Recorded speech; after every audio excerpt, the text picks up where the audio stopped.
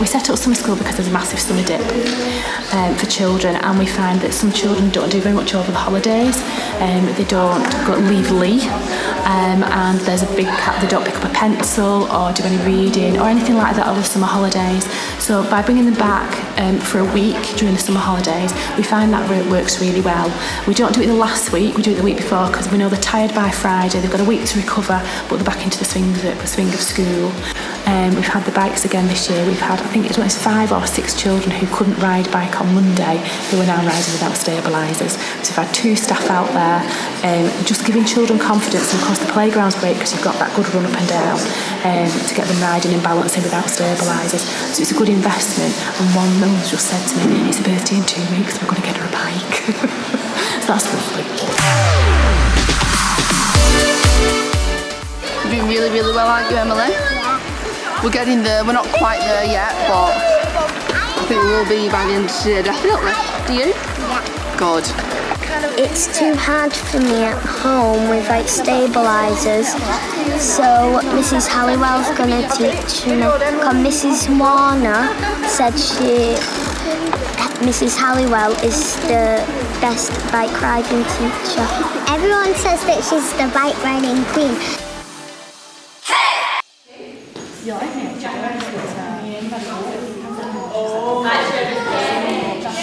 During summer school, we try and make it very fun. This year's been very forest school based, so we had a day up at Lilford Park and we went up to the woods for the day. We played big games of hide and seek in the woods, because again it's not what children do now. They did some landscape drawing. We'd got 8 cameras that they did photography, so things that appealed to them, things that they like, they took photographs of. So some of them were images of the trees, they took photographs of each other, they took photographs, found lots of slugs, so they took photographs of those. Lots of anything that created their imagination, because again, it's not something you do in school. You don't tend to give children cameras and let them take photographs, so we did a lot of work on that. Then we've had some days in school based on Wind in the Willows, so they've explored the characters of Wind in the Willows, what kind of character Toad was, what he needs to do to improve himself, how Badger was very sensible and the qualities that he has. So we did some character exploration. We've jump modelled because Toad wanted a new car, a sports car, so they've invented a new car for him. Or they could do a boat because of course they sailed on the river. It was all using recycled materials, nothing bought. We made bug wind chimes, which linked into the bug hunt that we did when we went to Brockholes. We went to Brockholes for the day. We did pond dipping. All the children did pond dipping. They did it in small groups, and again, it was something they'd never done before. Kneeling down, dipping with a special net into a special pond which had platforms around, especially for pond dipping, which was great. And then the children had identification sheets of the things that they might find in a pond. They used magnifying glasses to have a good look at them, and they were amazed at what they found. They thought it was absolutely wonderful. They found fish, they found pond skaters, they found all sorts. Then in the afternoon they went down to the woods and made potions to help the trees grow. So again, there were lots of different things that they could squirt, and add in a natural material, so things that they could find on the floor to make it smell woody and natural, and then to give it to the tree of their choice and make a wish for the tree, which was quite nice. That was for the younger ones. The older ones went bug hunting, and again they did have a magnifying glass, lots of exploration, looking at the different things. One of them found a noose, which they were both thrilled with.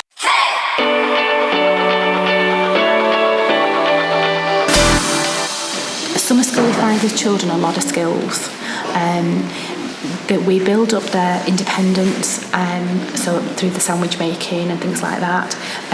We teach them new skills, so give them things that they've not done before. So the majority of those children, I don't think any of them actually knew what pond dipping was. They thought we were going to dip them in the pond. So again, you've given them that. Lots of cooperation when we did the story sticks in the woods. To try and hold a stick and tie a piece of string on it yourself is quite difficult. So it's kind of saying to them, well, if you ask somebody else and they hold the stick and you do it, a lot of them couldn't even like not after when we first started. So even that is a new skill. But a lot of team building, and cooperation and asking each other, well, can you help me do this? is a good thing to do in a smaller group. It's easy to do, well, other than 50 children, it's easy to do with well staffed. We practice the reading, so they do lots of reading skills. They've done writing, they've explored language. We've done some maths, we've done estimation, we've done some work on capacity. They've been adding capacities up, making a friendship potion with water outside. Absolutely lots. I should write a big long list. Usually have around 50 children. That's what we've had this year doing summer school. We've had that consistently over the last number of years. Lee Neighbours sponsor us 20 children, so we choose children that are living in the Lee Neighbours areas. That's my first job, is to list those, and then I go through and see if the children that would benefit from it. So like one little girl that we've had is very shy, very quiet. She's academically achieving quite well, she's okay, but she's very shy and very quiet. So this week she's one of the ones that can even ride a bike now. So we've increased her confidence and her ability to do things on her own without maybe family being with her. We choose children who don't get much done with them over summer holidays, so when they come back to school they can talk about summer school, the adventures that they've been on. So they've got something different to write about. So we choose children for that, and we choose children that need that boost, that are just below where they need to be, and summer school will just give them that bit of a boost and a start back to school. And that's what we find when children come back after they've done summer school. They hit the ground running. They've not got that week of tiredness because they've had it at summer school, and they come back with the mindset, I'm back to school and this is what I've got to do. So it works well. Mrs. Warner said I'd done very well and I can do some more on Friday with Mrs. Halliwell. Went to Brockholes and it was so much fun. The best bit was the zip line.